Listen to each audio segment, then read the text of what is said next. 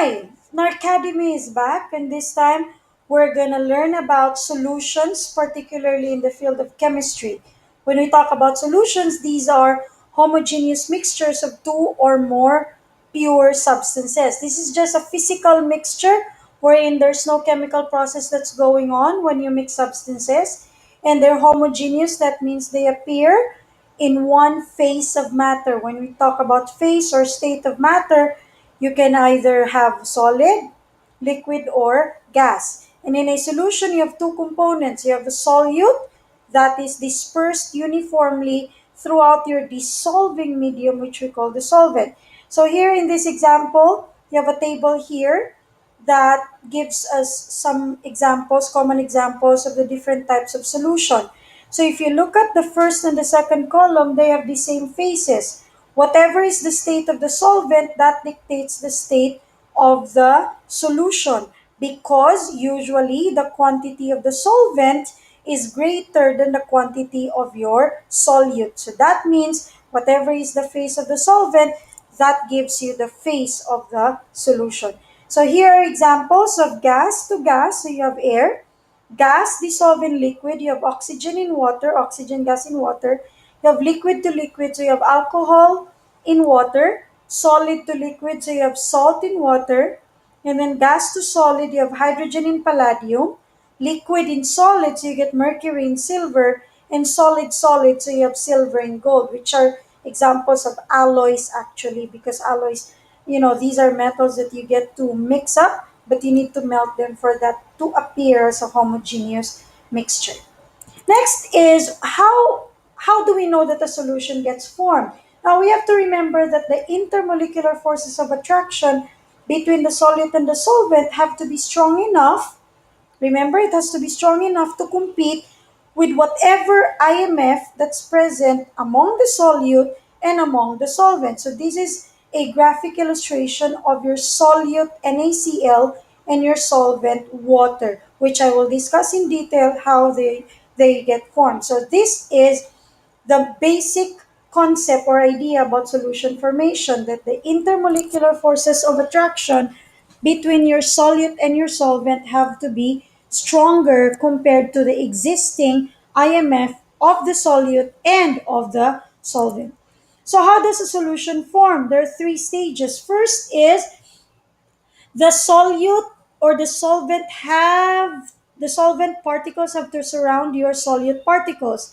And when they surround, it starts to pull them apart and solvates them. So when there's solvation, that means the solvent particles are able to take out the solute particles and blend with them uniformly. So this is the detail of how NaCl, an ionic compound, gets to be dissolved in your polar water molecule. Now remember that your ionic compound NaCl consists of two ions. You have Na plus and Cl negative. On the other hand, you have water, which is polar in nature.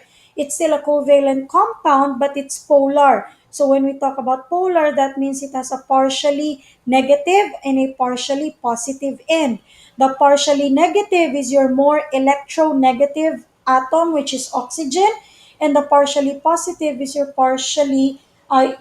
your least electronegative hydrogen end, because hydrogen is the smallest element and water is H2O. So H is partially positive and the O is partially negative. So when you put in NaCl crystal in your solvent water, the Na plus and the Cl negative will get attracted to your water. How? Which we can see in this diagram. The Na plus gets to be attracted to the oxygen end of your water. Oxygen is partially negative. So negative and positive, they get to be attracted. On the other hand, the Cl negative gets to be attracted to your partially positive hydrogen. So these are the white balls.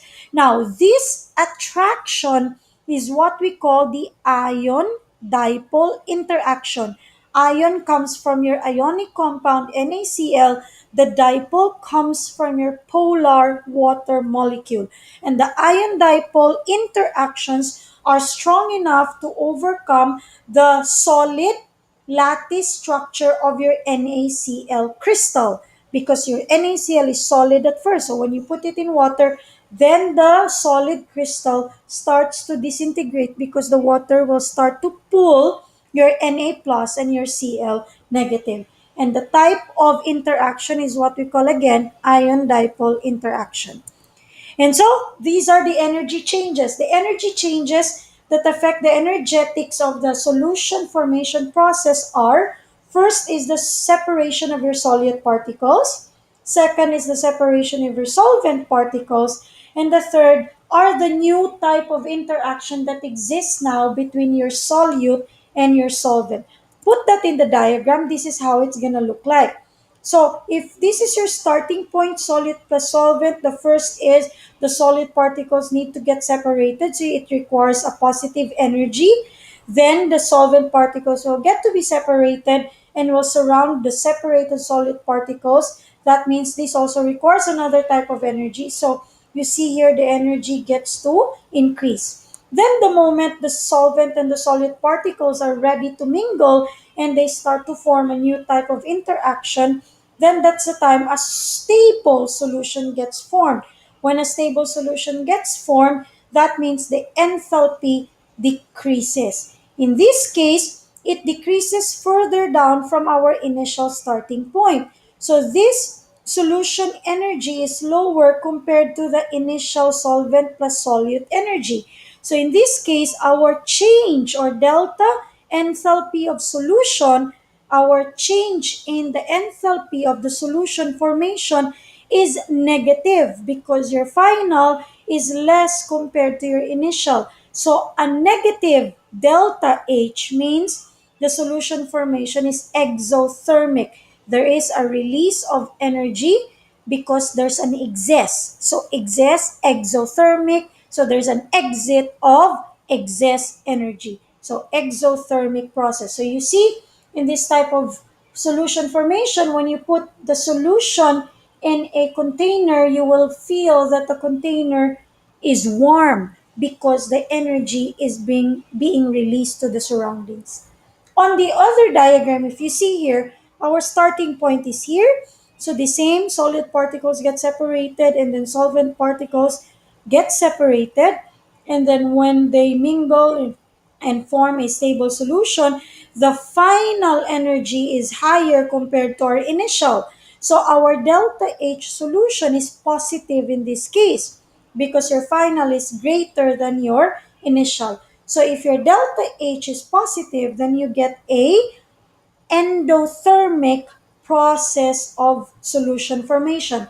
An endothermic process means an energy absorbing process. So your solution, your final solution needs additional energy for it to be formed. So when you have a positive change of energy and you put that in a container, your container will feel colder because that's your surroundings and it should get additional energy from its surroundings, making your container feel colder. So the enthalpy change of the overall process can either be negative, exothermic, or endothermic, positive, in which the solution needs to absorb energy from its surroundings. So basically, that's the context of your solution formation. So please watch out for the next series of videos. Watch out for the ways of expressing concentration of solutions. This is now the mathematical part of energy. But mathematical part of calculating for concentrations of your solute and your solvent. So this has been Madam Narca saying don't stop learning, relearning, and unlearning. Till next time, bye.